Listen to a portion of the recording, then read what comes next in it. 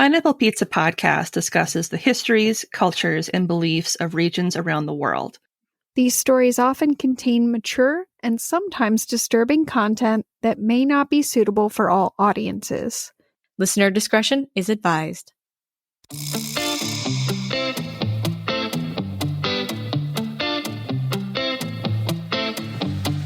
Welcome to Pineapple Pizza Podcast, where we serve up slices of mythology, cryptozoology, and urban legends. It's an interesting combination of flavors. Weird, but it works. Today's special is Cryptids of Norway. I'm your hostess, Emily, and with me are the magical, the majestic, the magnificent Ashley and Lindsay. Oh goodness, I cannot live up to any of those adjectives today, but I'll try. Hi guys. Hi. I think you feel like a unicorn. I might be more of a llama-corn. That appropriately describes the level of awkwardness, I think. Do you fart rainbow parkas? No, but I wish I did. Do you know how much more money I could make if I farted rainbow parkas? That would be quite the skill. I feel like they need a good wash, though. I mean, probably, but I would make a ton of money. It's not exactly handcrafted, but it's special. It's butt crafted, that's what it is. This is already so weird. Why is it so itchy and covered in glitter? Because I eat a lot of glitter, and it's none of your business why. It's going to show up on that one Discovery show where they eat things they're not supposed to. Or they give themselves coffee enemas. You just eat glitter instead of cereal. That's what you do. Same difference, right? Same thing. Little bits of stuff. It's the same.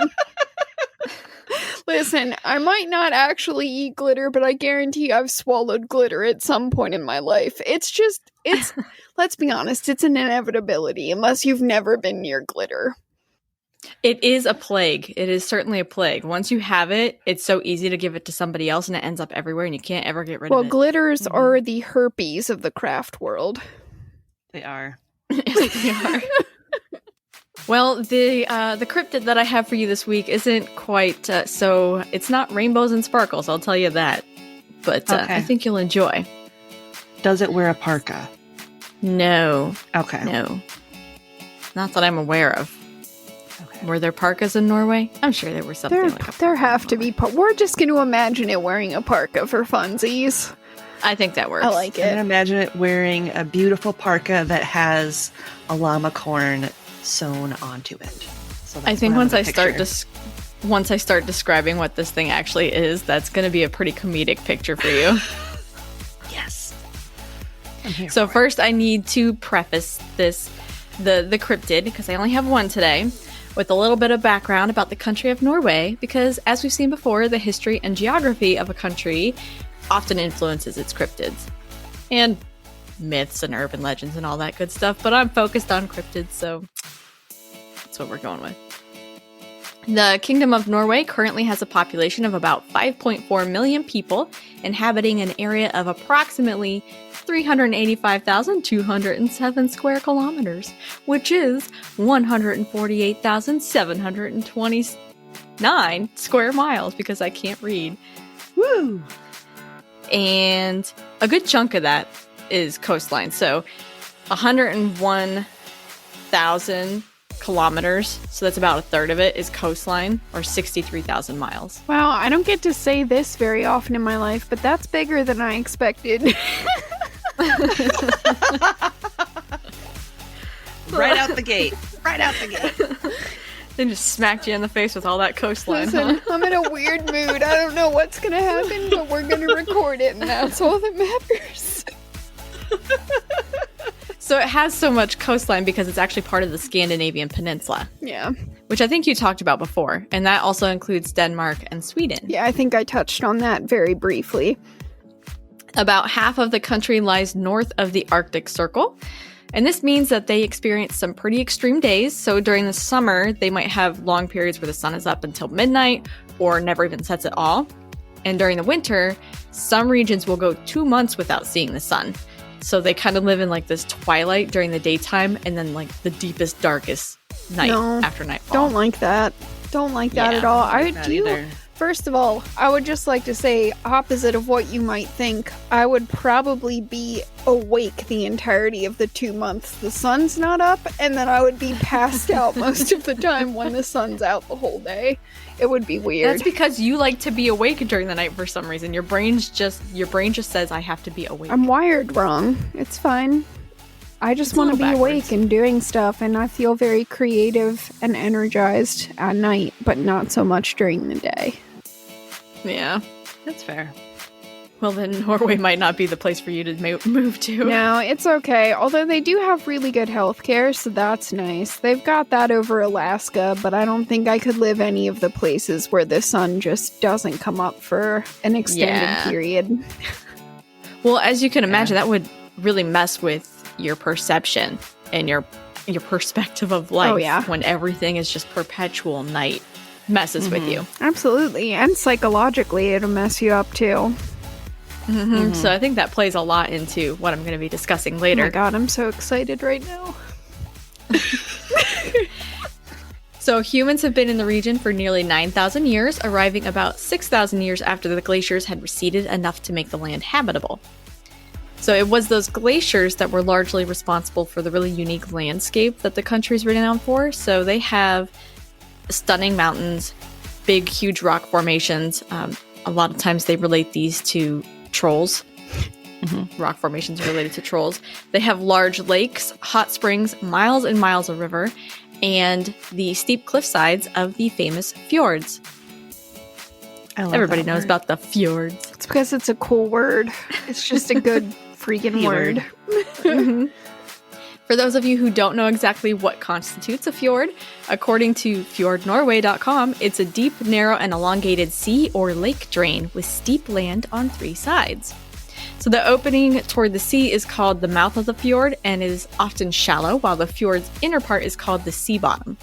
So if the geological formation is wider than it is long, it's actually not a fjord, but is instead a bay or a cove. Which I thought was interesting, if it's wider than it is long. So these things are long and skinny. So they're supermodels. Yes. Whereas, someone who's shaped more like me is probably a bitch. So they're the chilies of the... yes. Of the water, the bodies of water / land masses. Okay, got it. I dig it. Okay. Okay, so now let's talk a little bit about the people and the beliefs of the region, which I think you touched on a bit also, Ashley, but we'll go over a little more. Of course, everyone knows of the Vikings, which dominated the region from at least 800 Common Era to around 1100 Common Era, though they probably were well established for quite some time before that. That's just when they really kind of... So, I didn't know this, but apparently what we know as the start of the Viking Age is actually just when they made their first raid in England in 793. So that's when the rest of the world really sat up and kind of took notice. And that's kind of what we know of as the Viking era, but they were probably around a whole lot longer than that. Yeah, well, they had a long enough time period to develop their own language. So that tells you is probably at least like 100 to 200 years, I would say. Yeah. And cultures and beliefs and all that, so... Today, ancient Norse beliefs are generally lumped in with the term paganism because they were most definitely a polytheistic people, meaning they believed in multiple gods. However, according to lifeinnorway.net, their beliefs in their gods and religion were so ingrained in everyday life that these rituals and beliefs were not really seen as a separate religion, but instead were more like a lifestyle. So they really lived what they believed.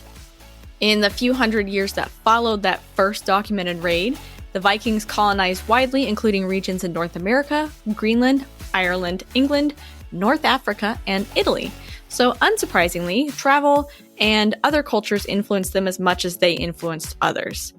So we saw that kind of, I think when we did Ireland, that there was some influence or there was discussion, at least shared beliefs between Ireland and Norway. Although Christianity finally gained a foothold in the country around 1100 Common Era, for quite some time, many people straddled the ethereal line by worshipping their ancient gods, and this new introduced one at the same time, much like the Gaels of Ireland did. So they're like, okay, yeah, we'll do what you say just because you're here, but I'm still kind of like following that old religion. Mm-hmm. So it was the best of both worlds for them, I guess.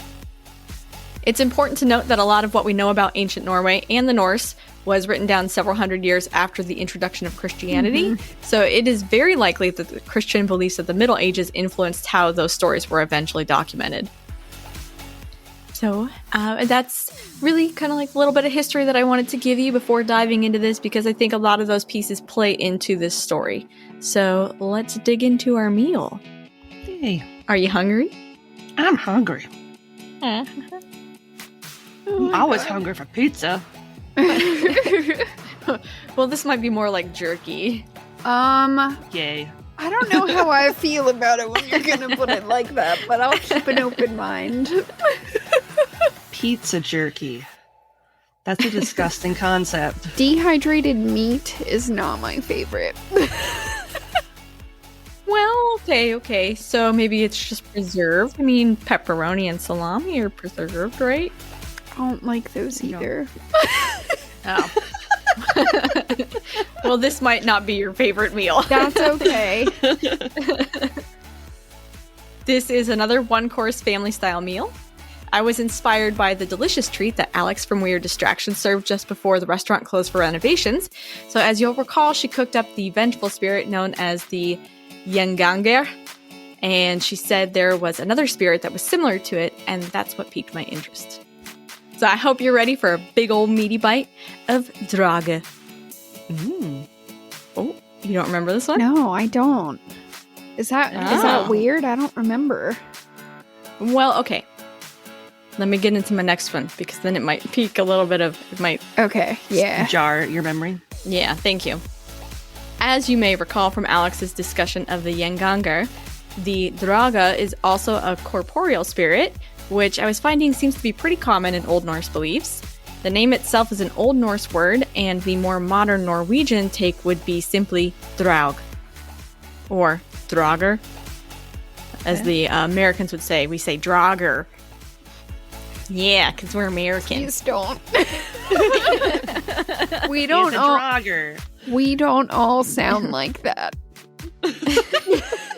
Some of us sound worse, but it's not. Well, I'm going to try and keep it as close to the Old Norse version as I can. If you are not terribly familiar with the word corporeal, it essentially means that it has a body, or it's solid. So you can see it, touch it, smell it, etc., all those things that maybe you don't want to be able to do, but that means it can also see, touch, and smell you, which can be a bit of a problem.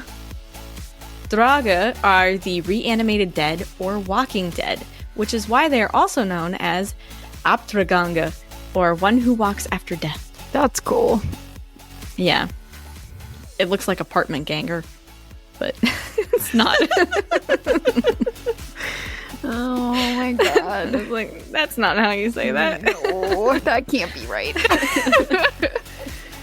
These beings are described as inhumanly strong and black, dark blue, white, or corpse pale in color with wickedly sharp claws. Ugh, no. Yeah, don't like that. Wicked sharp claws. Wicked. Oh, wicked sharp. We're in Boston now. I can't do that accent either. Wicked sharp. Part of this inhuman strength might be attributable to their immense size because they apparently swell up after death, but not in the normal gaseous decay kind of way. Instead, whatever caused them to swell made them massive all over, incredibly heavy, and somewhat indestructible. Oh my god, it's like Luther from the Umbrella Academy. Yeah, kind of, yeah. They're not only very hard to kill again, but they also don't seem to decay even after many years, so they're always fresh and juicy. Oh. Although they are corporeal, they have the ability to become smoke-like wisps, and that allows them to move through solid stone, making them briefly more like the traditional notion of a ghost, and definitely more dangerous to people, because if they can move through that, how do you really protect yourself? Yeah, you don't. Right? You can't just shut a door and keep them out. They're not like vampires, where you have to invite them in. The vampire. Yes, that's true. Vampires do tie in a little bit later. Ooh. This ability to become a mist or smoke is probably tied to their inherently magic nature. They can control weather, calling up clouds to cover the moon, see the future, cause crop failure, and even shapeshift, which is of course our favorite, Ashley's favorite. It's yummy when things can just be a different thing for a little bit. I don't in any way want to shapeshift, except I really do. Yeah, right? I guess if the way to become a shapeshifter is anything like the skinwalkers, though. Yeah, I'm gonna have to pass on it then, but it'd be really sweet to just become like a cute little puppy for a little bit or something. Mm-hmm. Mm-hmm. So what kind of fun stuff can they shapeshift into, do you think? It's gonna be something gross, isn't it? It's some nasty stuff. I was gonna say, it's not something like innocuous, like I'm a tree. I'm just gonna be here ominously. I'm a tree. Like a tree. I'm a tree. And then you walk by and it's like, I'll fucking kill you. Oh my god. Stab, stab, stab. I'm a tree.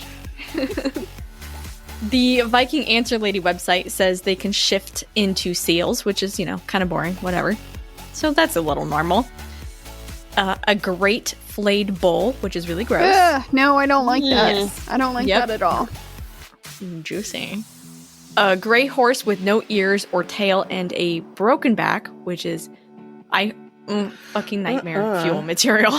So, no, thank you. Literally, get it? Nightmare? I see what you did there.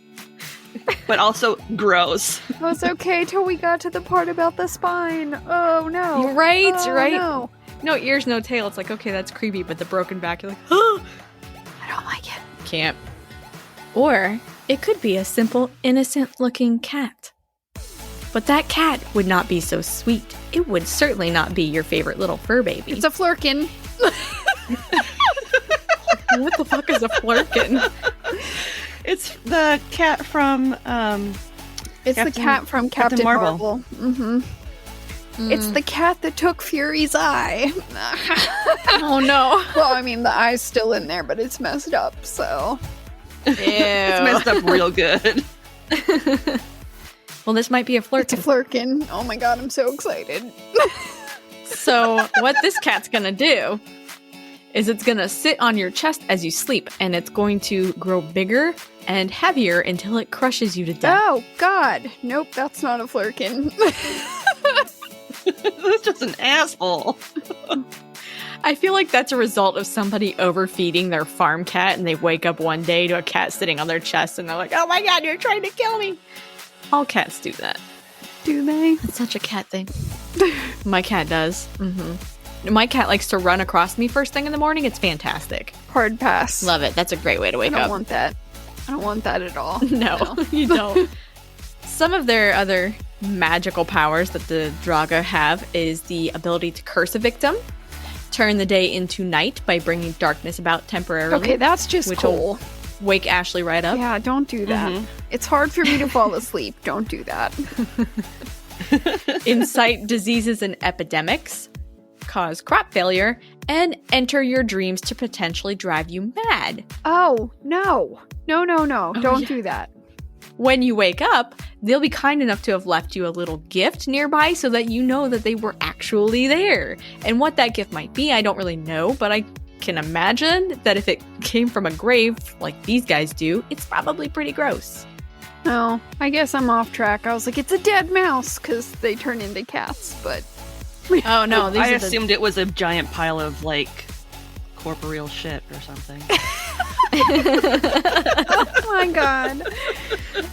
Sure. It's ghost poop! Oh no. Does ghost poop smell? Yes. Or do you just get the little wispy look of poop stinking, but no actual scent? And like fake flies that like go around it. Ghost flies. Ghost flies. Other exciting ways they might kill you besides crushing you, causing disease, or driving you mad is by eating you, either in pieces or in one big gulp. Kind of Yaramayahu style. To kill your livestock, however, they'll probably run or ride them to death. Or they may just take the lazy route and take a bite right out of the animals. Oh, God. Okay, but how about we don't do that? Well, I can tell you're enjoying this meal so far, and speaking of bite, we're going to take a quick coffee break and let you savor those nibbles. Mmm. Today's episode is brought to you by HelloFresh. Do you feel like you are stuck in a dinner rut? With HelloFresh, you get fresh, pre-measured ingredients with mouth-watering, seasonal recipes delivered right to your door. Skip all those trips to the grocery store and count on HelloFresh to make home cooking easy, fun, and affordable. You can now enjoy cooking and get dinner on the table in 30 minutes or less. With over 25 recipes to choose from each week, there is something for everyone to enjoy. All recipes are designed and tested by professional chefs and nutritional experts to ensure deliciousness and simplicity. I've had their rapid stir-fried beef before with broccoli, and it is amazing. Once you taste it, it's like you're actually eating something from a professional Chinese restaurant. And that's something that I never thought I'd be able to do, even though I think I'm an okay cook. But HelloFresh makes it so simple to take these meals that you would normally get in a restaurant and make it at home. I personally have never tried HelloFresh, but I found that it's been really difficult lately for me between trying to complete writing my thesis and taking care of my kids to get a good healthy dinner on the table in a timely manner where we can all sit around and have dinner together as a family. So I'm definitely giving HelloFresh a try. I just ordered the one-pan cheesy black bean tacos and the sun-dried tomato spaghetti meals, and I'm really excited to give these a try and sit down and get to eat them with my family. I'm looking forward to having easy meals that are both healthy and delicious, especially with kids. That's always the struggle. So if you want to get in on this too, make sure you check out the link in our show notes because HelloFresh is offering our listeners $80 off, including free shipping. That's $80 off on the #1 meal kit. Be sure to go check out that link in our show notes. We hope you're enjoying the meal and ready for more meaty Draugr.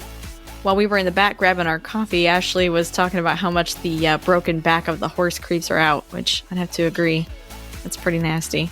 I just feel bad. Just something galloping along, but it's like V-shaped in the back. Aww. How does it gallop like that? Or does it just kind of flop up and down? I don't know. I don't think you can gallop if you have a broken spine. Maybe you'd drag yourself by the front legs. I don't know. Ew. Well, that sounds... You just galump I don't make the rules. instead of gallop. I don't make the broken horseback rules. In terms of when you might encounter one of these creatures, the Draugr seem to be more active at night, but can be encountered during the day. That's when their handy-dandy ability to turn day into night comes into play. So if clouds seem to suddenly arise and cover the sun, beware. They are generally more active in winter, so as the days grow shorter and darkness lasts longer, encounters with the Draugr become more likely. It makes sense, then, that the dead were pretty much expected to rise and walk again at midwinter, right around Yule or around, like, Christmas to New Year's for the non-Vikings in the restaurant. White Walkers, I'm telling you. White Yes. Walkers. Mm-hmm. Unfortunately, run-ins with these spirit zombies generally lead to death. Typically, the only people to survive are either great heroes of some kind or those who notice that something is really wrong and then take steps to protect themselves before it's too late, which we'll discuss more a little bit later. So basically, if you run into one of these things, you're screwed. Although you can encounter these beings out around town, their primary residence is a burial barrow, or tumuli, which is just another name for barrow. And this is typically a stone and earth mound that's erected over top of where a single person is buried. I didn't know this, that a barrow was typically just for one. I thought it was for multiple. Oh. Sometimes these are small and they only contain the body, whole or cremated, oftentimes cremated, of a single person. Other times they can be really large, containing multiple bodies or even entire ship burials, which I thought was pretty cool. These burial sites are often placed close to family homes, kind of like a family cemetery, so that future relatives can easily pay visits and show respect to their ancestors. But This also means those ancestors could easily pay an unexpected visit to the great-great-great-great-great-great-great-grandkids. And pretty much no one ever wants unplanned visits from the fam, right? I mean, I definitely don't. I don't care if they are still alive. Like, I don't really want it. Yeah. And if they're dead, then you definitely don't. Yeah. Well, my first thought is, what if you sell your house? Like, buy this lovely abode. It comes with its own cemetery of people that you have never met before. Mm-hmm. And then the new people get a knock on the door in the middle of the night in the dead of winter, and they open it up, and it's like ancient granny. She's like, "Is Timmy here?" She's got like this really like ice chunk of like fruit cake or something she's gonna give you, like, "Welcome to the family." Oh god, not fruit cake. Happy Yule! Happy Yule! Oh my god. Maybe some people really find it like a selling feature that there's a whole bunch of dead people in the backyard. You never know. Like, if you're a serial killer, that might be a plus. You could hide new bodies in there, and you could probably do pretty well with that. I feel like I shouldn't have said this while we were recording.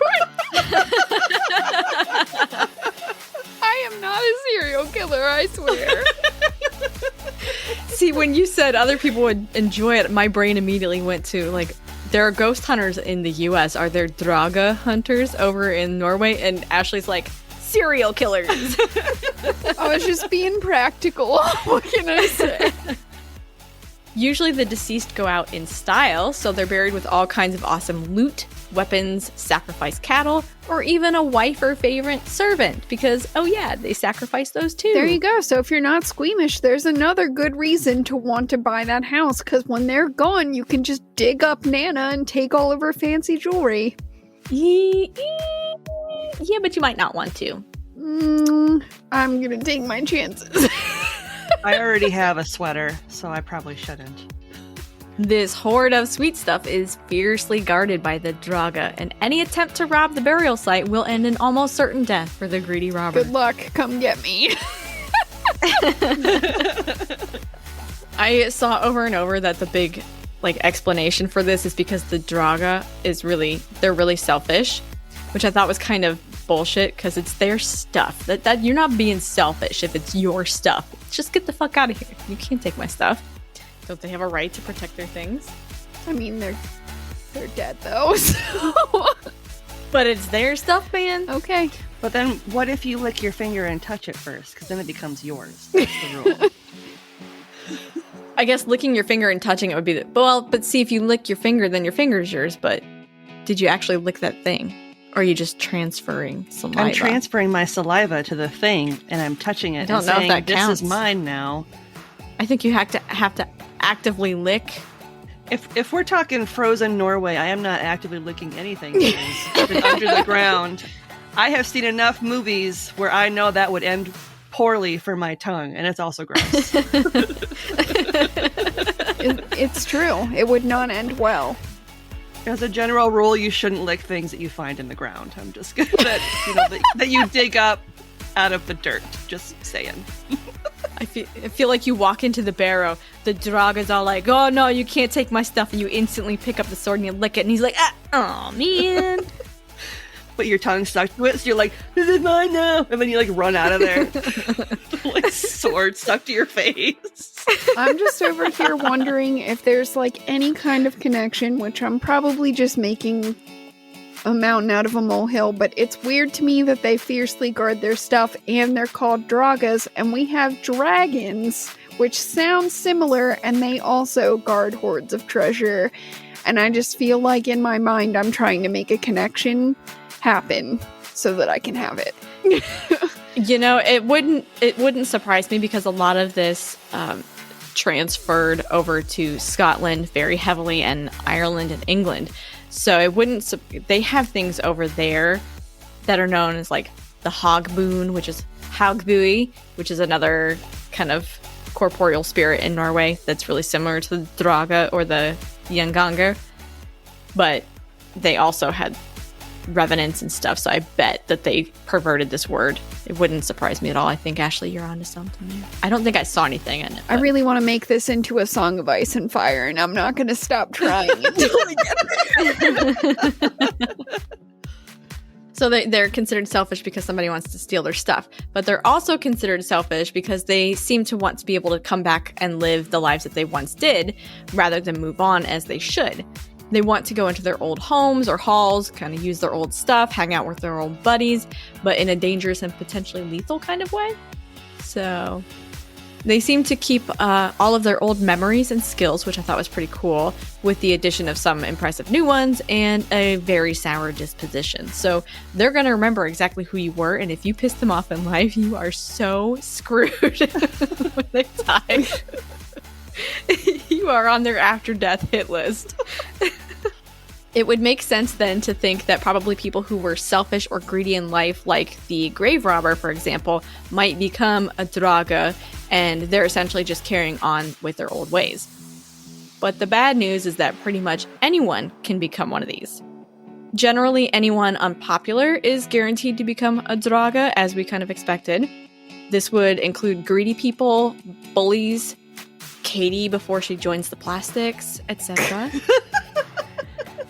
Okay, but then all the plastics are also going to become these things because they're bitches, so... Mm-hmm. Yeah. You're damned if you do and you're damned if you don't, so... Yeah. Could you imagine the plastics coming back as one of these? Be like, eh. That is so fetch. I love it. Also, similar to how ghosts are often believed to be created, anyone with unfinished business is at risk of becoming a large, meaty undead. But in a strange twist, if people don't pay enough respect to the deceased, the corpse will likely become reanimated. So even if that person was crappy in life and you really didn't like them, you still need to show them respect in death, or you basically guarantee that they're going to turn. Which kind of sucks.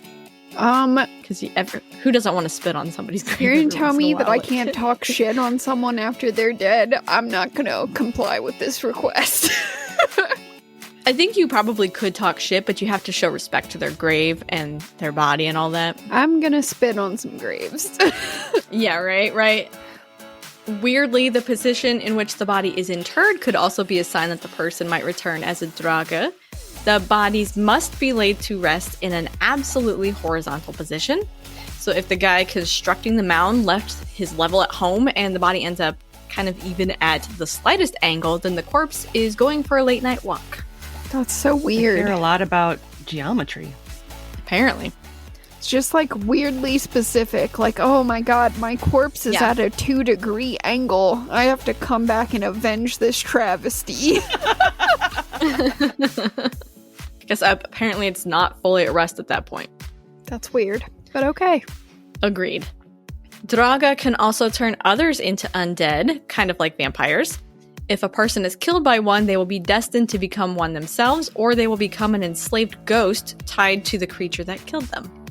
Back in the day, if it seemed like some strange shit was going down and the Vikings suspected it was the work of a Draugr, they would go exhume the body to see if there were any signs of activity. Then they'd rebury it with even more stuff to try and keep it happy, or they'd use one of the other methods of control, which I'll discuss more shortly. So they're gonna go and dig up this body and check it out and be like, did it move? But hey, by the way, depending on when you put that in there, it's probably gonna shift. Mm-hmm. Especially if you have it at the wrong angle. Mm-hmm. Or they're like, oh, it looks like their hair's still growing. They must still be alive. Now, the really important question is, how can you protect yourself from one of these chunky dark ghost zombies? Dragon fire. Well, there are really quite a few methods mentioned. There were a ton of them. To completely prevent them from rising, you can bury them with iron scissors on their chest and some twigs or like straw or something tucked into their clothing in the shape of a cross. Right? If you put the scissors, if you open them up so they look like the sign of a cross, and you put that, iron has always been considered to hold down a lot of spirits. If supernatural has taught us anything. Put like a crowbar in there and then like another crowbar. You're done. Yeah. You can also tie the toes together so they can't separate their legs, kind of like when you tie somebody's shoelaces together. What is that, some cartoon shit? Come on. Right? Oh, he fell down. We're safe. He tries to get up and he's just like, koosh. I mean, that'd be hilarious, but it just sounds like it belongs in a cartoon. It does. I know. I thought it was so funny. And this one's kind of gross. So just heads up. You can also shove needles into the soles of their feet so that they can't get up and walk. Oh, so you do the Oedipus. Yep. Swollen foot. Hey, at least it's a dead thing and not a live baby, so it's okay. Yes, that's true. When carrying the deceased out after you've done all your funeral rites and stuff and you're carrying them out of the building, just inside the doorway you need to raise and lower the coffin 3 times to mimic the shape of the cross. And then once the coffin has exited the building, all the pots, pans, furniture, and all the other good stuff has to be turned upside down. And then the priest at the gravesite has to use magic to seal the person into that spot. So it's pretty extensive. Do priests know magic? Like, isn't that... Well, aren't all the prayers religion? kind of... You're chanting something to protect yourself, right? When you say Hail Marys, and that's a kind of spell. You are casting a spell. Okay. Right? I mean, I don't agree that that's a thing, but I'm also a heathen, so I can't really answer this question.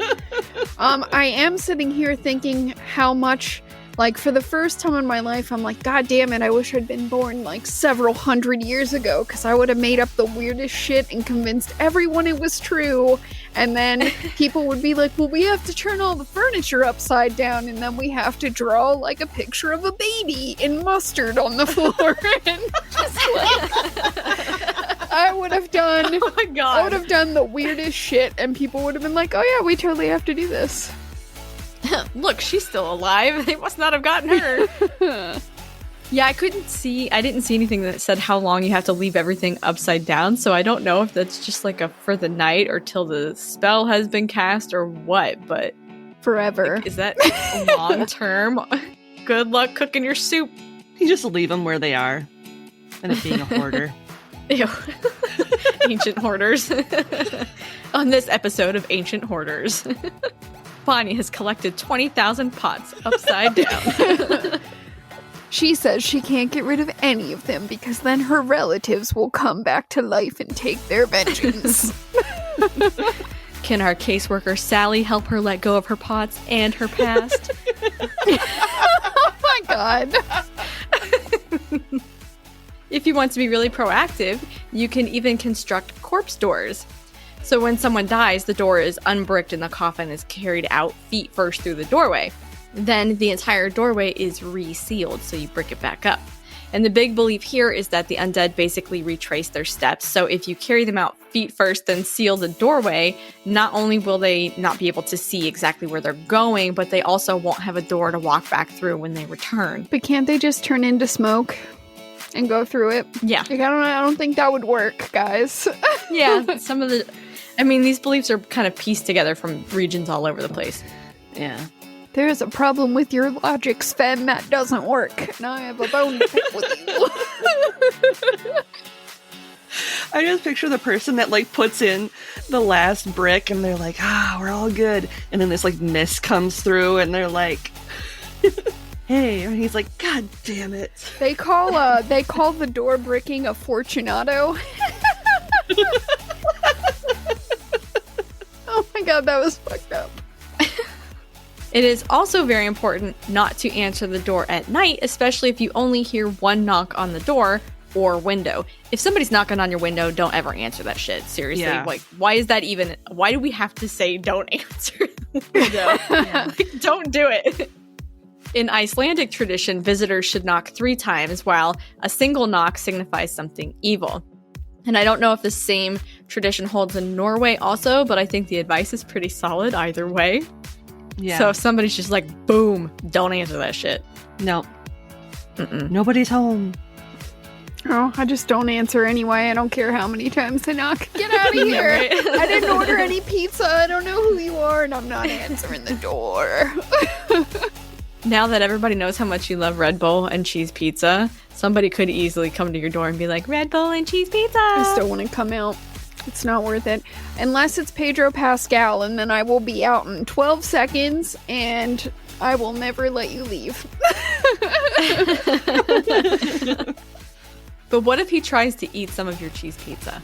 Pedro Pascal? He can have the whole goddamn thing.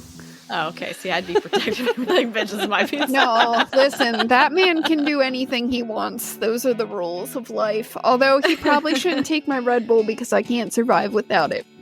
It's just a fact. Yes, that is very true.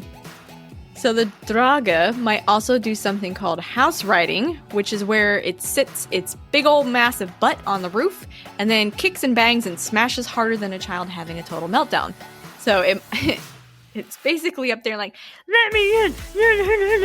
Let me in! Or it might even try to literally break down your door. So even if you break up that door, I'm not sure how much good that's going to do you. Why do you need to break down a door? Just turn into smoke. I don't understand. Well, I know that they can turn into smoke to escape their barrow, which goes through stone, but maybe brick or wood is something different. I don't know. Okay. I didn't write the beliefs. So it's right? like the sonic screwdriver, where like it works, but not on wood. So you better, you better know what you're up against before you try to smoke through it. Easiest thing in the world. Easiest thing in the world, Garth pancakes. Oh god, it turns into smoke, tries to smoke through the door, and all you hear is a boom, and then ew on the other side. It's stuck in the door forever. You can't go through wood, Thomas. And somehow it's only blown off one of its fingers. The rest of the finger has like come out the other side of the door and it's twitching on the floor. Like, yes. Yeah. The cat comes along and runs off with it. No one has any idea what's going on right now. Go listen to Studying Scarlet, you'll understand. Yep. So if it literally tries to break down your door, in this case, there's really not much that you can do to keep it outside.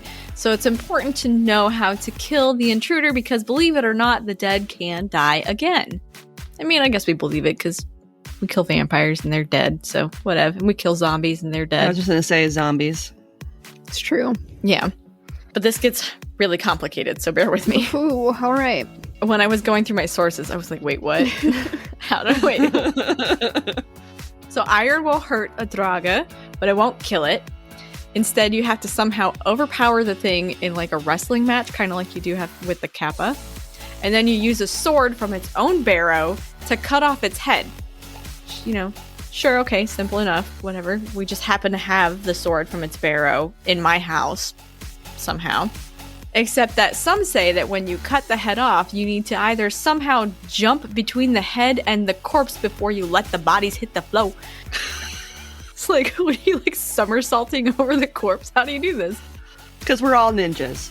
So... It makes me think of that commercial with the gymnastics, the Olympian gymnastic chick trying to get the frisbee off of the roof. Do you guys know what I'm talking about? No. Mm-mm. No, never mind. Nope. Just remember, kids, always listen to Uncle Venom. Pile of bodies, pile of heads. They should not be Yes. together. They need to be separate. It's good advice. It really is. It's sound advice. You put them back together, they're going to come together again. Everybody knows that. Yes. Yep. They've known it for centuries. Ashley was there.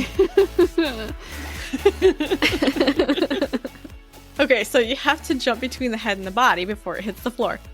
Or you have to walk winter shins around the body 3 times. And I was like, the fuck is winter shins? Yeah, I don't know what that is or how to do it. It means counterclockwise. So always keeping it on your left-hand side. Oh, no. So you have to walk around it 3 times, keeping it on the left-hand side. Or, there's more. Or you have to drive a wooden stake through its head as though it were a vampire. So through its head, can I just say bleh? Well, that makes sense, though, because it's a zombie, right? Sort of. And that's how you kill zombies, is you have to fuck up the brain, so... It's the important double tap. You cut its head off with the sword and then drive The stake through. the wooden stake through the head. Right? Double tap. And then do the counterclockwise thing just for safesies. Yep. So then Then once you've completed all this, you have to burn the body to ashes and then either dispose of them way out in the sea or kind of bury them somewhere remote where nobody's going to find them. Well, I hope you have a crematorium, because good luck getting that body hot enough to burn all the way to ash in your house. Yeah. Yeah, in your house. We're just going to throw pieces of it in the fire for a while. It's going to take forever. As you may have noticed, there are certainly a few parallels between classic descriptions of vampires and the Draugr. They're corporeal, undead, use magic, can change into animal form, can drive people mad, can turn others into Draugr, and need to be killed by decapitation or a stake through the heart or head. Although some websites said that these beings are blood drinkers, I didn't see anything in any of the traditional literature that I looked through that agreed with that. So I'll have to call BS on that one, personally. It felt like people were really grasping at the idea of the vampire likeness. And I get it. There are a lot of parallels there, but there are a lot of parallels there with all kinds of this stuff. So Yeah. I don't think they're Norse vampires. There was nothing that I saw that had anything to do with drinking blood and living eternally off of that. Yeah, I don't think that would happen. I know that the Vikings actually did believe that blood was magic because they did do, like, ritual sacrifices sometimes. They did do blood sacrifice, but I can't really imagine them being like, these undead things come back and they drink your blood and then you turn into one too. I don't see that happening. I think someone took a little bit of a leap there. I agree. Speaking of drinks, I'm a little thirsty, so we're going to step into the kitchen. We'll be right back. Give me a Bloody Mary.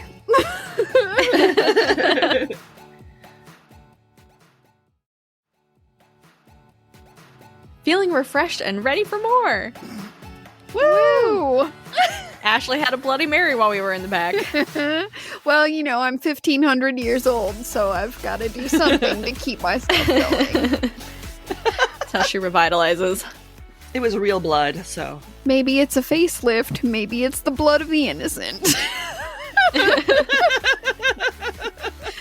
Oh, God. Elizabeth Bathory's tagline right there. There are actually two kinds of Draugr in Norway. There is the classic landlocked one that you should worry about banging down your front door on a midwinter's night, but there's also Draugr who are tied to the sea, which I thought was pretty cool. And these are usually mariners who disappeared under mysterious circumstances, and they're presumed to have drowned. So their ships are often found with their catch, but missing the all-important crew. That makes sense, though, because of course they would be tied to the sea. That's where they were for a huge chunk of their life, presumably, if that's their job, and then also that's probably where they died. Right. Well, and if you think about how much coastline Norway has and how much they relied on the sea, it would make sense that they would find that a huge amount of their lifestyle and their after lifestyle is tied to the sea. Yeah, totally. A third of your country is coast. Yeah, totally makes sense. Yeah. Since they weren't laid to rest on consecrated ground, they were doomed to remain restless. Legends of the North Blogspot describes their appearances as old-fashioned fishermen in a leather coat, leather trousers, leather hat, and rubber boots. Oh my god. Did they have a hook hand? Please don't have a hook hand. That's exactly what I pictured too. No, not the hook hand guy. I hate him. But their heads are nothing but seaweed. So they don't actually have a head. It's just like a massive, moving, wiggling seaweed on their shoulders. That's so gross. I don't like it. I'm creeped out. And their arms and legs are abnormally long compared to the rest of the body. So now they're like with their long gangly arms and legs. They have like tentacle things. Oh no, they're turning into squid. They're turning into squid. Make it stop. Yep. It's just Squidward. Squidward? It is. That's exactly how I see it. We all play the clarinet. Like Squidward when he's trippy. And these sailors sail on a half boat, so that the boat's like cut in half. I did see that sometimes they were entirely headless, so not even the seaweed. So they're kind of like the headless horsemen of the sea coming galloping in on their half boat. Descriptions of their temperaments varied. In some versions, they appear to be really troublesome, but not necessarily malicious. Kind of potentially overstaying their welcome or causing damage, but not with ill intent. But in others, particularly more modern depictions, are definitely considered dangerous. And we see this a lot when we look at old beliefs versus new, that like the old Vitala, they were kind of annoying and a nuisance, but it wasn't until we saw more modern interpretations of it that they really became dangerous, something to be feared. If you see one at sea, he will probably be alone in his boat, keeping pace with yours, so he's gonna be really creepy up there like, meow, what you doing over there? Meow. Pardon me, do you have any Grey Poupon? Well, you know what's funny? He may try to call you over to his boat. And if you have Grey Poupon, you shouldn't go, because he's just going to capsize your boat and drag you down. Hey, Shorty, fancy meeting you out here on the sea. You got any Grey Poupon? Why, yes, I do. Ah! His appearance at sea may be accompanied by the sound of screams, and is generally seen as a foreshadow of coming storms, shipwrecks, or deaths. Legends of the North blogspot described a supposed encounter from 1931, and I'm going to read this verbatim. It was a winter day during the last fishing season and lots of boats out and about. Then a storm blew up, and everyone struggled hard to get ashore. One of the crews sailing at some distance from the others saw a boat they did not know, and looked more closely. They discovered that the boat was half. They realized it was the Draugr, and that their ship was about to wreck. And so it did. The boat capsized during a surge, taking the lives of 4 men. 3 survived, of which one of them later decided to tell the tale. So that's the story from 1931, supposedly. I couldn't find that anywhere else, so I can't say for sure, but that could be because it's actually in Norwegian, and I can't search Norwegian. Yeah, that's I fair. don't read it, so... There are some really great stories of Draugr encounters from the old literature, so I wanted to relate some of those because these are pretty cool. One is of Glom or Glomr. Let me try that one again. Glomr? Yeah, sure. That works. It looks like glamour, but it's Glomr. They're not sparkly. Not like Ashley eating all her sparkles. Yeah, sometimes you just need to eat a bowl full of glitter. What can I say? A Swedish farmhand. So this is a Swedish farmhand that showed up to take a job offered by a wealthy farmer. And the farmer told him that the farm was haunted. And Glomr was like, oh, I ain't afraid of no ghosts, whatever. On Christmas Eve, he showed up at the farmhouse and wanted food before he started working for the night. But the farmer's wife told him that it's really disrespectful to eat on Christmas Eve. And this appears to be kind of like a theme. I didn't know this, but apparently it's old custom. You don't eat on Christmas Eve. You fast. Okay. Good luck with that. Yeah, right? Not in America. We're like, No. cookies! 100% are shoving cookies down our gullet, and we're not sorry. So... Like, No. seriously, the guy that comes around to our houses in the middle of the night that we allow to thump all over our roof and climb down our chimney comes in to just stuff his face with cookies. So for us, fasting on Christmas Eve is not a thing. We do not fast here. That's not our way, okay? No. We just do not. So he insisted on eating anyway. And so she warned him again that he's going to be cursed if he eats. And guess what? He stuffs his face, and then this huge storm arises while he's out, and he never made it back alive. When Glomr was found, he was so swollen and heavy that it made others sick to even see him. But they eventually managed to inter him. Like, I guess it was really hard. He was super heavy. They had a hard time picking him up. So they get him interred, but only after he'd wandered off, and they'd had to go fetch him again. So he's like, bye, guys. Makes me think of when Billy wakes up in Hocus Pocus. He's like, oh, I'm here. Where the fuck am I? What's going on? So they get him in. He's buried. And then they replace him with a new farmhand. Christmas Eve comes around again, and the farmer's wife is like, oh shit, I just have a feeling. It's going to be bad things. It's going to happen all over again. And sure enough, the next day, the new farmhand was found at Glomr's barrow with a broken neck, and every bone in his body was crushed. Ugh. Almost all of the workers of the farm fled, but a few did stay behind. And then one morning, the cattle were out there losing their minds, goring each other and acting just wildly. Someone went out to check on the commotion and found yet another man dead with his back snapped. Like, it was like something had picked him up and snapped him over the edge of something. It was gross to read about. And that was pretty much when the farmer and his wife were like, it's been nice, but you know what? We're out of here. Like, bye. Somebody else can have this house. I'm good. But not all the stories were like, not all of them were this horrifying. There is one story of a mother who loses all 3 of her sons at sea, and she's so heartbroken that she basically casts a spell, crying out that neither the wind nor the flood will stop until her sons return home. And one night, they actually showed up. They came home, they spent some time with mom, and they flirted with her handmaid before apologizing to their mom as they left for good. Aww. So they came home and they were like, yeah, let's have a drink, eat some good food. Hey, Ma, ooh, who's your new handlady? Girl, you looking good. You want to come back to the sea with me? Girl, you looking fresh.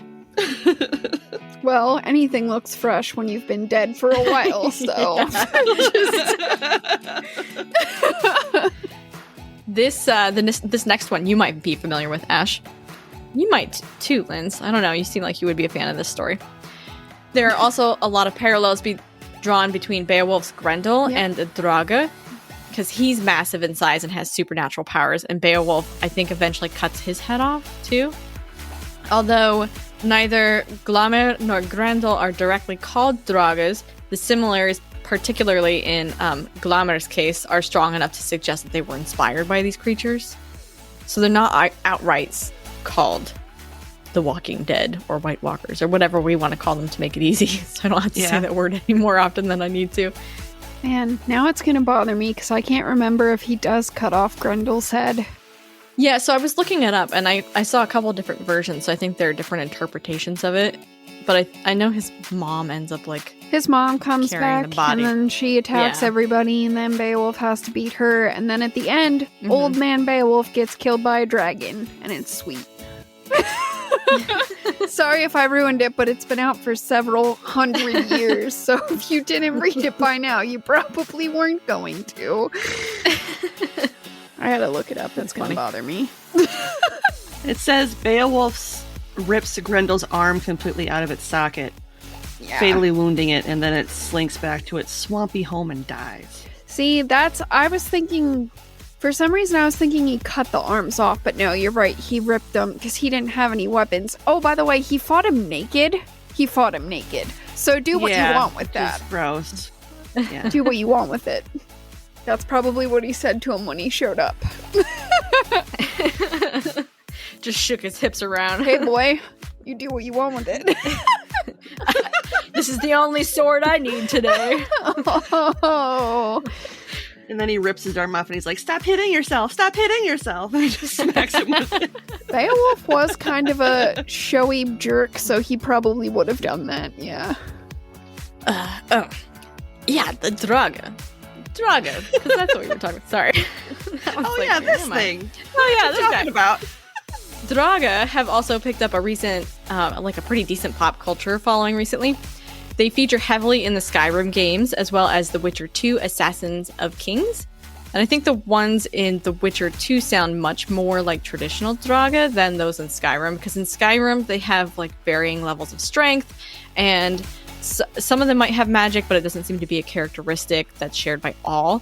While in The Witcher 2, they're massive beings that can change form, they use magic, they shake the earth when they walk, and they also have to be killed by a sword, but this sword would have to be silver instead of like the traditional iron. That makes sense. In literature, the Barrow-wights in Lord of the Rings may be inspired by the Draugr, though they may also be inspired by a really similar Norse barrow spirit, which I brought up earlier, known as the Hagbui. Because the Barrow-wights were spirits with the power to lure victims into the barrows, but they really only came out at night. And that's more along like the Hagbui. They kind of stick to the barrows and they really just kind of protect their horde, but overall they're not super aggressive unless you get too close to their stuff. And that's kind of more, I don't think the Barrow-wights really went out and actively sought anything to kill like Draugr do, right? The ring wraiths, I think, share more in common with the Draugr because their undead appearance more closely resembles kind of like that chunky, meaty description, and they really covet the ring. So they're selfish, they really want something, and they come out during the day, And they also had the ability to drive people mad. So I think the ring wraiths are probably more Draugr-like. Nerd. I know, sorry. I was like, when I was reading about that, I was like, oh, no, I don't think the Barrow Whites sound like that. Yeah, no, you're usually pretty safe as long as you don't go into their territory. Yeah, but the ring wraiths will follow you anyway. Oh no, they'll just come in and get you. It doesn't matter, especially if you have the ring. And they ride on creepy horses. With broken backs. Mm-hmm. Yep. They also have Nazgûl. But it's fine. Yes, they do. You know what? It's fine. I don't know that much about The Lord of the Rings. I am super chill all the time, and I've not ever read that book 5 times. It's totally fine. It's a good book. Yeah, someone somewhere is screaming at us right now, and they're like, it's 3 books. Not anymore, bitch. Buy the full volume. That's what I have. You could beat someone to death with it if you need to. Keep it under your bed as a weapon. Okay, just how nerdy are you? Do you have the Silmarillion also? Yes. Yes, my level of nerdiness. I love you. Of course I have the Silmarillion also. You're a goober. I have more than one translation of Beowulf. Like Well, I think as a nerd, you're probably going to appreciate this next reference also. Another potential link in the literature that harkens to the Sea Draugr is Poe's manuscript found in a bottle. When the narrator comes across a boat that appears to be so old that he doesn't even recognize the make of it. Like, people don't make boats like this anymore. And the ship seems to be crewed by ancient men who pay him no mind. And they just kind of keep sailing right on along as though that's what they've always been doing. That was kind of cool. I actually read through the whole thing. Like, yeah, okay. That's Sea Draugr-ish. Except they don't scream. no, they don't. And their heads aren't made of seaweed. Well, no, but that would be a dead giveaway. Or not dead giveaway. Whatever you want to do. Likewise, the cursed black pearl in the Pirates of the that's the other Caribbean thing. could be said to be. Yeah, that was where my mind immediately went when I was reading about the Sea Draugr. Neither dead nor alive, they are doomed to sail the sea, seeking that gold that they covet so greatly, and inflicting damage and death along the way. But they can be cured. Honestly, there were just so many of these things that I could really keep this list going because there are so many parallels. And like I said, I found stories in Ireland and Scotland, but I didn't want to go and say it looks like this in this country and it looks like that in that country and it's vampires here and some, because there were just so many of them. Yeah, well, that makes sense though, because revenants, which I'm going to make myself say it the American way, not the French way, even though the French way sounds so much fucking cooler. But revenants exist throughout culture. I mean, that's a thing in pretty much every civilization that we have any surviving records of had some kind of form of a revenant. So it would be super difficult to trace one specific strand because they're going to have commonalities, but you're also going to have things that are totally different too. And there were so many of them that were really cool that I thought I wanted to someday down the road probably talk about them on the show again, and I didn't want to delve into them or maybe use them for Patreon specials because like the Hog Boy of Scotland, that is for sure going to be a Patreon special. It's so cool. Like it's something that they still believe in. It's cool. There really wasn't much in the literature about where these things might have originated because you know how I always like to try and find out what might have inspired a cryptid. So in the words of Alex from Weird Distraction, I'm going to speculate wildly here. Yay. Thought Alex might appreciate that one. In those exceedingly long, cold winters when night never seemed to end, if people went missing or died unusual, violent deaths that appeared to be unexplainable, there would be a need to find a reason, particularly when populations were really small and people might be missing for some time before they were found. So they might look really gruesome when you found them. Additionally, countries such as Norway, Iceland, and Sweden, where these creatures were popularized, were seafaring countries, which we already talked about. So they relied really heavily on fishing, which was and still is a very deadly profession. There were likely a fair number of bodies that washed up on shore as a result of these deaths, which would not only have been bloated, but likely really discolored. Because we've talked about waterlogged bodies. It's gross, sorry, but it happens. They get beaten up. So they're going to be discolored. And so then if these were then interred, there was probably some shifting and settling of that body as things, because it's going to look different than when you found it on the lakeshore. So when people go back later to pay their respects, they might think that these things have moved on their own.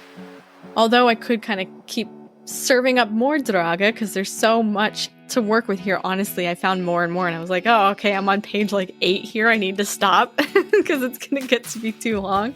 I think this has been a really hearty meal, and now it's time for some after dinner conversation. But before that, I want to just throw out the ingredients that this. Before that, I want to throw out the ingredients that I sourced. No, I didn't write it down. Before we have our after dinner conversation, though, I'm going to share with you where I sourced the ingredients for this meal, because that's a much better sentence than what I was trying to do earlier. All right, so the sources were a page by the Viking answer lady entitled The Walking Dead, Draugr and Afturgangr in Old Norse literature, a religion wiki page on the Draugr, a Legends of the North blogspot page on the same topic, a worldhistory.org page called Norse Ghosts and the Afterlife, 2 ancient origins pages, one on Viking funerals and the other called Malevolent Phantoms, Corpse Brides, and Ancestor Spirits, the Ancient Belief in Ghosts, Part 1, a chapter on Sea Draugr from the book Beasts of the Deep by John Hackett and Sean Harrington, accessed on academia.edu, Grettir's Saga, accessed on sagadatabase.org, a Witcher fandom page on Draugr, and the unofficial Elder Scrolls page on the same topic. Nice. So now I think we need some light dinner conversation. Hi, ladies. Do you have anything good to talk about tonight? I have an interesting story that I can share. I went to a petting, I guess it's kind of considered a petting zoo today with my family, and I was feeding these 3 alpacas, and I fed 2 of them carrots, and I really wanted to feed one to this fluffy brown one that was behind them that they kept like kind of pushing back. So I was like, no, and kept trying to like kind of squeeze in there. They spit on me. They didn't think that was cool. And I was like, and that's why you're not getting any more carrots, because you're an asshole. So. It's pretty funny. You just celebrated your birthday yesterday, didn't you, Linz? I did. I am now 38 years ancient. So It's okay. Happy birthday. Some 1500, so. Yep. We're catching up to you, You're Ash. still a wee baby. I'm just a wee babe. Did you get anything good for your birthday? Yes. My husband got me an omnibus of a bunch of Deadpool comics, which I'm excited to start reading. My sister got me a really fun Deadpool riding a unicorn shirt and a purifying candle, because those 2 things go together. Totally. My parents got me some really nice sweatpants off of my Amazon gift registry, and a really fun clock for when I move my office. It's one of those like Felix the cat clocks, you know, the ones where like the tail and the eyes move, but it's a lady cat. So it's orange, and she's got a pearl necklace, and she's got long eyelashes on her eyes. Oh, that's cute. So I'm very excited for my kitty clock. And Ashley got you a hilarious cup. She did. She got me an amazing Rasputin mug, and Emily got me this really awesome notebook that's like digital, so I can like write stuff, because I like to handwrite everything, so I can like write stuff and then make it disappear, so I don't have to use 1,000,001 notebooks. So yeah, it was a fun birthday. Sounds like you had a good fun birthday until you got spit on. Until I got spit on, but that was all right. What birthday's complete without being spit on? That's true. That's how you know it's a good birthday. Got a lot of follow-up questions about both of your personal lives that I'm not going to ask while we're recording. If you say so, ladies. Did you have anything good, Ash? Or interesting? Well, I didn't have anything good because it's been a garbage week for sure. Well, I just finished reading a book about somebody who was murdered with an ice axe, so that's pretty cool. Mm.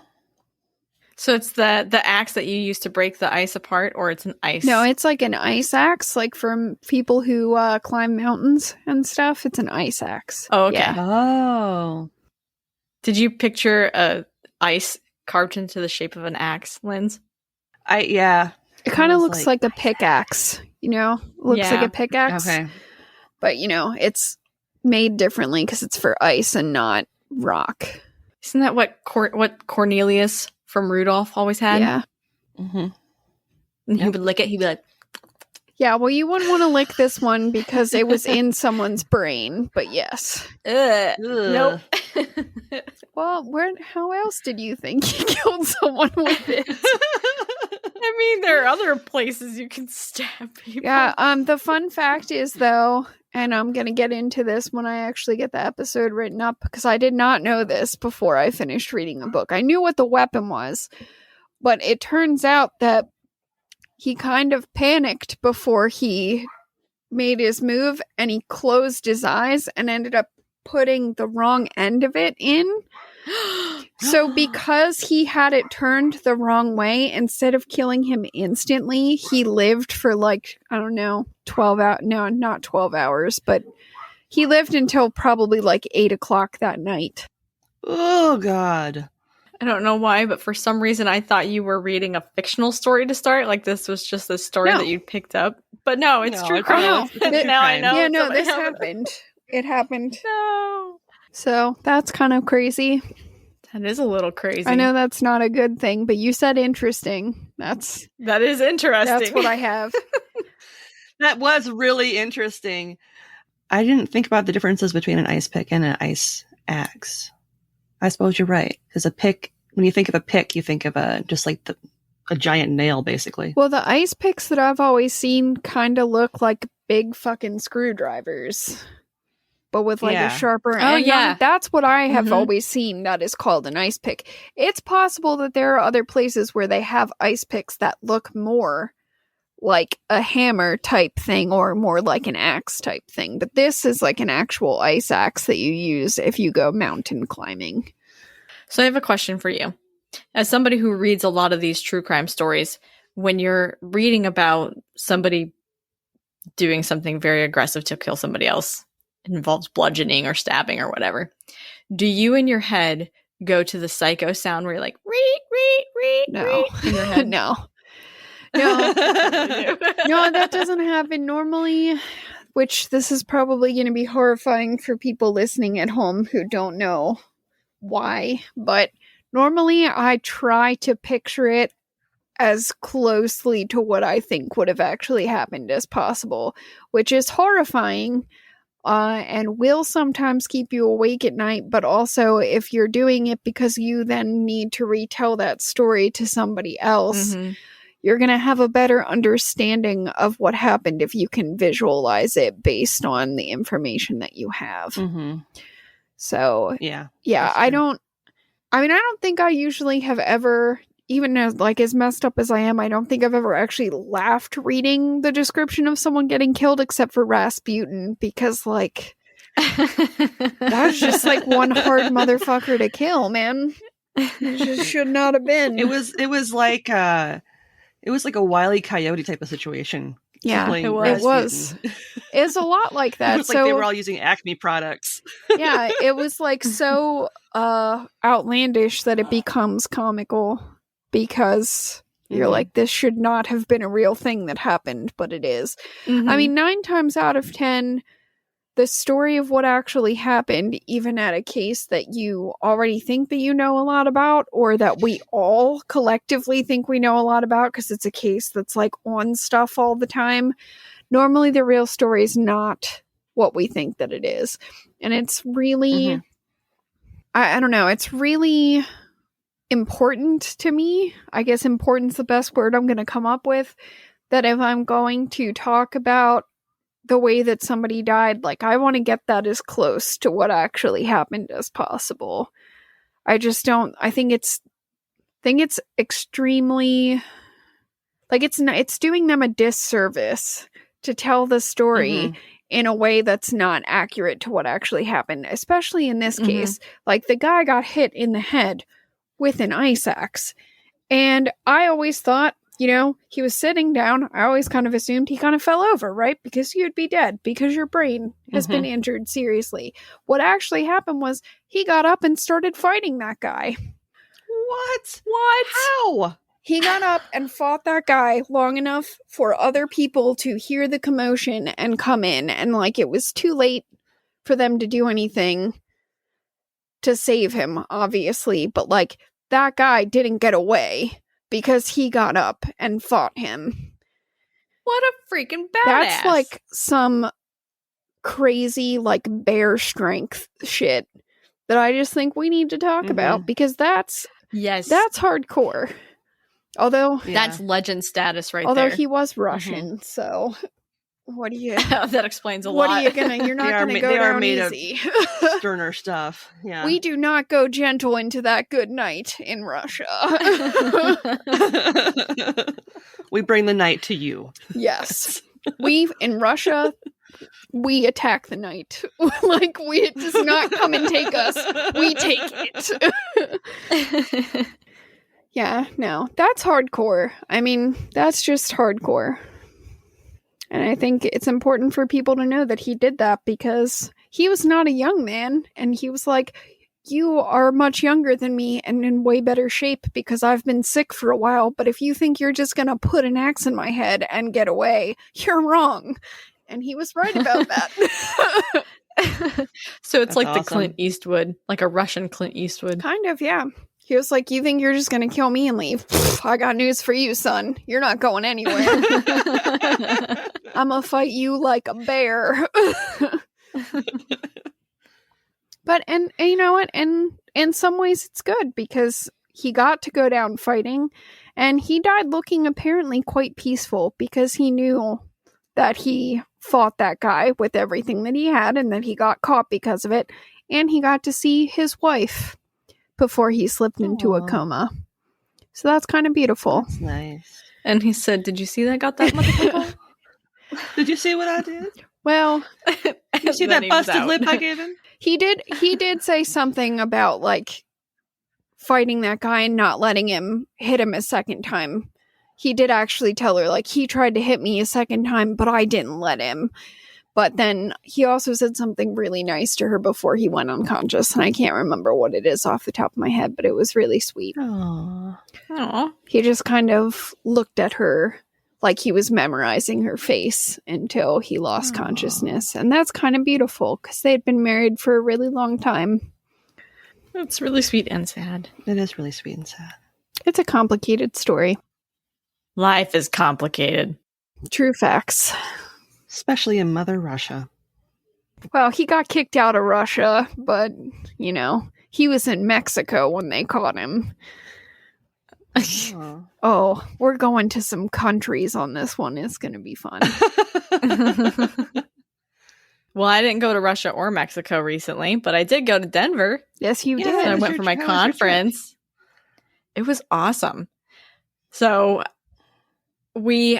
everybody had to pre-record their presentations in case COVID shut it down. Mhm. So we all pre-recorded and submitted, and then it was a kind of an unusual conference. It was a lot of Q&A and not so many live talks. Mhm. So you would sit on a Q&A and people would basically just ask you about your research and your presentation.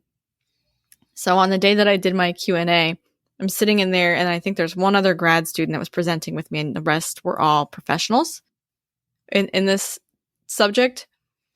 And I think I went up next to last to give a little rundown of my presentation and then answer questions. And the moderator got up there and this dude was like 1,000,000 years old, but he was super nice. And he gets up there and he goes, now you all, if you haven't seen this presentation yet, you need to go out and watch it because this is hands down the best presentation that I've seen in a long time. And I was like, oh shit, there's all these professionals sitting here. Congratulations to you for not being like 80 years to that guy because I would have been so tempted. Oh, I would have been so tempted. And then I gave my live talk the first thing the next morning. It was like 9:00 in the morning. And the moderator there afterwards came up and he shook my hand and he was like, this was a really good presentation. You did a really good job. And that's really interesting. I look forward to seeing what you do. And I was like, Aw, yeah, that's good awesome. weekend. You're kind of a big So deal. I felt good.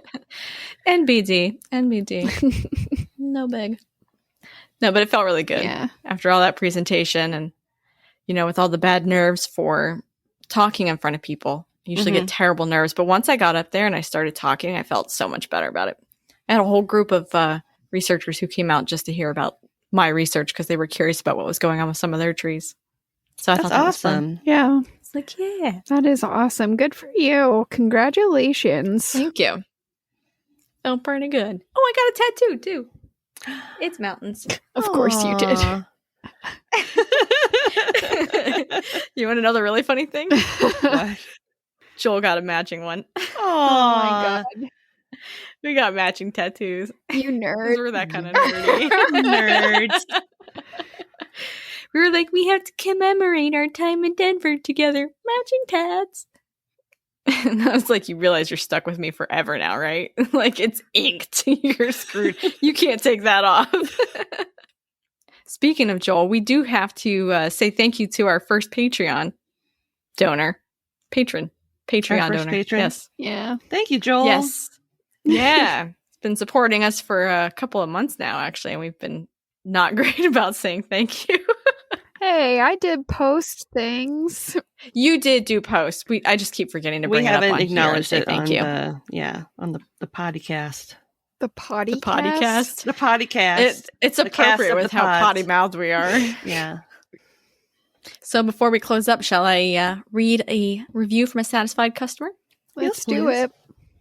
Okay, so this is from a name that I freaking love, Lalamasham. Ooh, say that. 5 times Lalamasham fast. says, I know, right? Lalamasham says, entertaining and super interesting. Every episode tackles such interesting myths and legends with such a fresh lens. The hosts are hilarious and have a great flow. Super excited for future episodes. Yay, Thank you, Lalamasham. And also, I love your name. That's just fun to say. So shall I close up the restaurant, ladies? Yes, please. All right. Closing time. No, that's not how it goes. Okay. Well, I think it's about time to close up the restaurant for the night. That's not our closing, is Nope, it? that's how Sorry. Andy Bernard does it, though. So, Yep. Thank you for visiting our beautiful and very weird pizzeria and enjoying a slice of powerful Norwegian cryptids.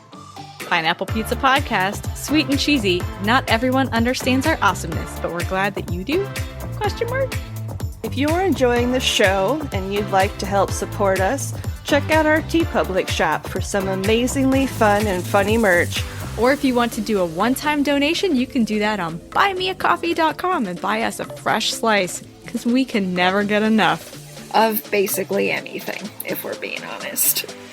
If you absolutely love the show and you want to check out some fantastic bonus content, you can become a donor on Patreon and earn all kinds of amazing benefits.